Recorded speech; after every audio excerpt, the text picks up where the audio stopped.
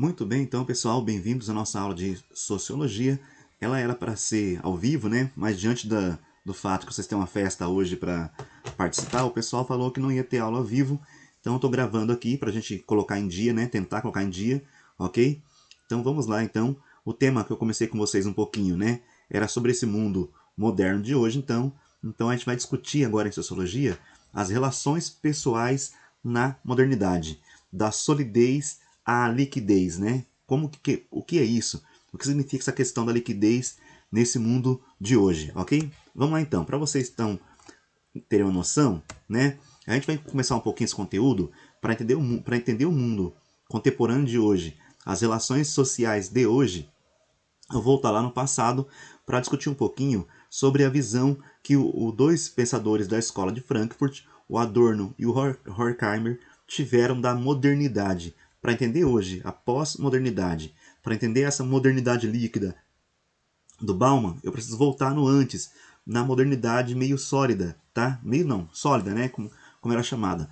Então, lá no século XVIII, nós tivemos o iluminismo, né? Aí vocês estudaram isso aí em história, e o iluminismo então pregava a ideia de que a razão e a ciência, a partir dali do século XVIII, então que iriam mover o homem em relação ao futuro. O homem teria, então, a partir do século XVIII, abandonado todas as superstições, abandonado os misticismos, né? E ele então passaria a usar a razão e a ciência. E usando a razão e a ciência, o homem, a sociedade humana, então, ela ia adentrar num processo de progresso infinito aí, ok? Então havia ali no século XVIII um otimismo em relação ao futuro da humanidade, porque a partir de agora, então, o homem, o único guia do homem seria a razão, né? E a razão guiaria a ciência. E aí, então, nós vamos para o século XIX, e nós já vimos isso aí lá em filosofia. No século XIX, né, tivemos lá o positivismo, que era aquela filosofia do Augusto Comte, que pregava lá, né, um apego exagerado à ciência. Né? Havia, então, ali no século XIX, um culto à racionalidade. E aí nós chegamos no século XX com um desastre humano. Ok? Reparem só. Então havia lá um otimismo com o futuro da humanidade, e no entanto nós chegamos no século XX, né, com a existência dos campos de concentração, do qual Auschwitz é o grande símbolo, e tivemos o final da Segunda Guerra Mundial com o uso de uma bomba atômica dos Estados Unidos sobre as cidades de Hiroshima e Nagasaki. Então percebam só no que é que a razão se transformou. Né? Então, segundo os pensadores, o Theodor Adorno e o Horkheimer, né, então a razão humana ela teria sido desviada os fins dela. Ela passou a ser como um instrumento.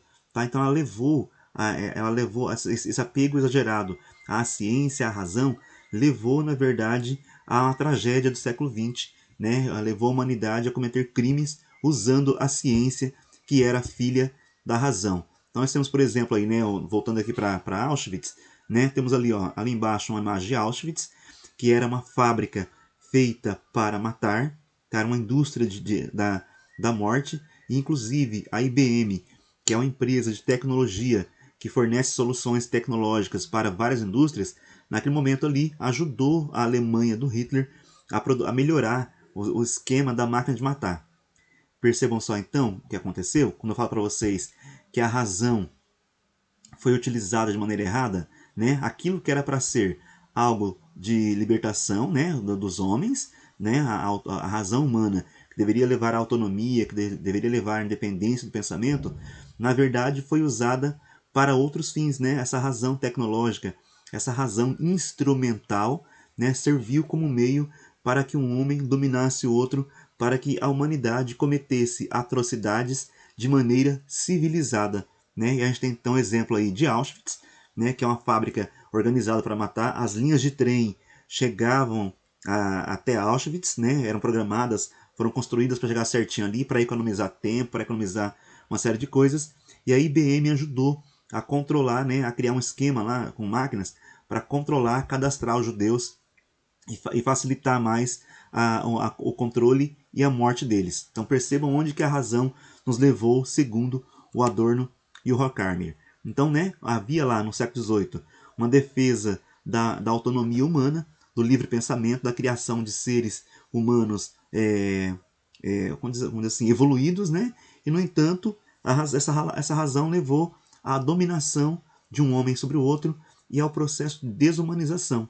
Então, essa fala aí está num texto chamado A Dialética do Esclarecimento, ou A Dialética do Iluminismo, né? Dialética. A palavra dialética significa o seguinte: dois enfrentamentos. Os homens, né, no século XVIII esperavam uma coisa e, no entanto, a razão levou a outra. Então, nesse texto aí, o Theodor Adorno e o Horkheimer vão criticar o iluminismo. Como eu falei para vocês agora há pouquinho, a razão que deveria ser libertadora, ela passou a ser, então, né, uma razão controladora. Ela serviu como instrumento de domínio e controle de os seres humanos sobre outros. Tá? Então tá ali, ó, uma razão controladora e que eles chamaram de razão instrumental. Então não havia então ali no século XX uma desesperança, aquele otimismo que havia, né, lá do século XVIII, de que a razão iria libertar o homem. Na verdade, ela foi usada como instrumento de dominação, de controle. E aí então o Adorno e o Horkheimer chamaram ela de razão instrumental, ok? Então, segundo o Adorno e o Horkheimer, né, o que ocorreu? Ocorreu a morte da razão crítica. A razão crítica foi aquela razão criada, né, desenvolvida pelo Kant lá no Iluminismo, né? E aí o que aconteceu? O capitalismo acabou destruindo essa razão crítica aí e criando a razão instrumental. A razão como instrumento de dominação. O avanço tecnológico foi, né, produzido pela razão e pela ciência, foi colocado para dominar um ser humano e até para a destruição de outros seres humanos. A tecnologia desenvolvida pela razão tornou-se meio de controle. Então, já que houve a morte da razão crítica, né, então o mundo ali foi marcado pela desesperança, né, em relação à possibilidade de transformação social, de criar um mundo melhor. Os sonhos dos iluministas do século XVIII foram destruídos pelos homens científicos do século XX. Ok? Então, aquele progresso infinito que iria haver, aquele otimismo que os iluministas tinham com o futuro da humanidade, acabou sendo destruído com esses fatos que ocorreram aí no século XX. A Primeira Guerra Mundial, o surgimento dos governos totalitários, né, os campos de concentração, a bomba atômica. Então, o que havia de esperança foi destruído. Então, agora no século XX, nós temos uma marca da desesperança, porque a razão crítica havia morrido e havia dado lugar à razão instrumental. Então temos aqui um texto que é bom a gente ler, né, do Adorno e do Horkheimer, tá? Então tá lá, ó, no texto Eclipse da Razão, né? Ou seja, a razão ficou escondida. Parece que enquanto o conhecimento técnico expande o horizonte da atividade e do pensamento humanos, a autonomia do homem enquanto indivíduo, a sua capacidade de opor resistência ao crescente mecanismo de manipulação das massas, tá aqui, o seu poder de imaginação e o seu juízo sofreram aparentemente uma redução. Ou seja, né, criou-se meios tecnológicos e os meios tecnológicos tiraram do homem a criatividade, o humanismo que havia dentro deles. Parecia que os homens estavam se maquinizando, estavam se robotizando, tá? Então tá lá, continuando. O avanço dos recursos técnicos de informação se acompanha de um processo de desumanização. Assim, o progresso ameaça anular o que se supõe ser o seu próprio objetivo, a ideia de homem. Ou seja, aquilo que era para construir o homem, né, a ciência, que era para construir um homem melhor, acabou destruindo o homem, ok? Então tá lá. Quais foram as consequências, né? Então essa modernidade foi marcada por uma barbárie civilizada, né? Como eu comentei com vocês, que é a criação de meios de controle da humanidade. Nações mais prósperas subjugaram e dominaram outras consideradas inferiores. Então havia naquele momento uma descrença na razão. E essa descrença na razão, né, que vinha lá do século XVIII, então vai inaugurar um novo momento na história da humanidade. Então alguns pensadores, né, como Bauman, vão dizer que a partir daí vai surgir, a partir disso, vai surgir a tal da pós-modernidade, ou como Bauman vai chamar, né, modernidade líquida.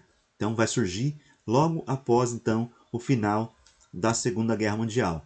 Então esse tal mundo do pós-moderno aí, né, ele é marcado então pela ausência de regras e de valores rígidos, ok? Imagina só, né? O mundo antes da guerra lá, né? Era um mundo totalitário, cheio de regras e tudo controlado certinho, né? Então aquele coletivismo que havia deu lugar ao individualismo. Então o mundo pós-moderno vai ser um mundo diferente do mundo moderno. Então vai pregar a pluralidade e a diversidade.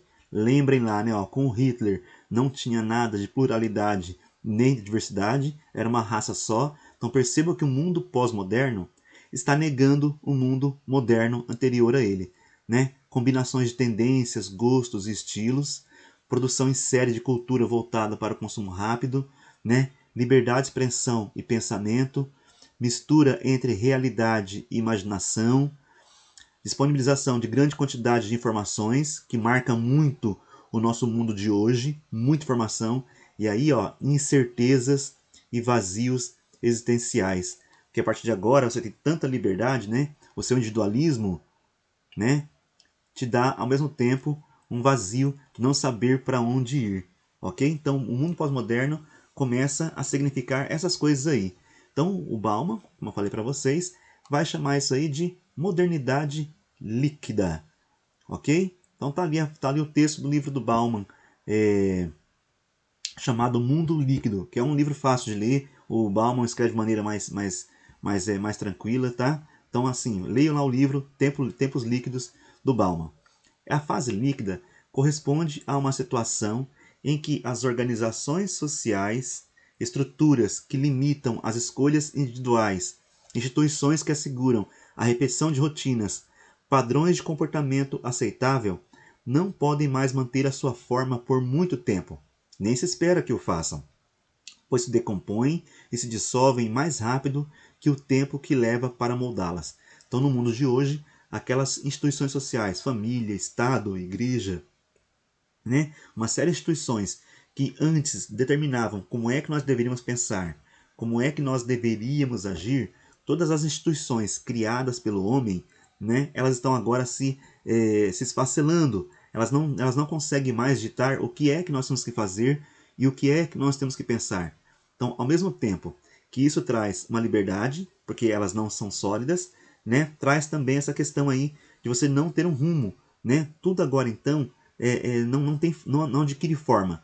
Por isso que chama de líquido, porque o líquido não tem forma, tá? Então tá ali embaixo ali, ó, as instituições não servem mais de referência para as questões existenciais humanas, porque as igrejas estão sendo criadas aos montes, estão mudando as suas regras, aceitando novos comportamentos, tá? Então tudo no nosso mundo agora tá assim. Nas estruturas que eram sólidas, né, o modelo de família que era pai e mãe, hoje já não tem mais, né? Não estou dizendo, não estou fazendo uma crítica aqui a isso, negativa. Estou apenas constatando para vocês verem, né? Nada hoje mais é sólido, ok? Então, qual a consequência dessa liquidez aí? Ora, então ela gera uma insegurança, porque não há quem dite mais o que é que nós temos que fazer, né? A fluidez e a fragilidade das relações humanas, né? Aquelas relações humanas, por exemplo, né? O namoro, que antes era sólido, hoje não tem mais. Você pode ficar com uma pessoa, né? Hoje, uma pessoa amanhã. Você pode ter até 3 relações, 4 relações num dia só. As pessoas, os jovens, né? Principalmente fazem isso. Então estamos numa era de incertezas. Tudo é temporário, né? E tudo está mudando com extrema velocidade. Nada mais é sólido. Antes que ele se torne sólido, ele acaba se desmanchando, ele acaba se desvaindo. Nada mais é permanente e seguro. Então nós tínhamos, né, a modernidade sólida, em que tudo era ditado para a gente, havia um controle total, ora contra essa modernidade líquida, em que as coisas, né, são marcadas pela fluidez, pela insegurança. Nada mais é sólido. Tá? Então esse é o mundo líquido, dos tempos líquidos do Bauman de hoje. Ok, galera? Então por hoje era isso. Muito obrigado. Até a próxima. Valeu, abraços.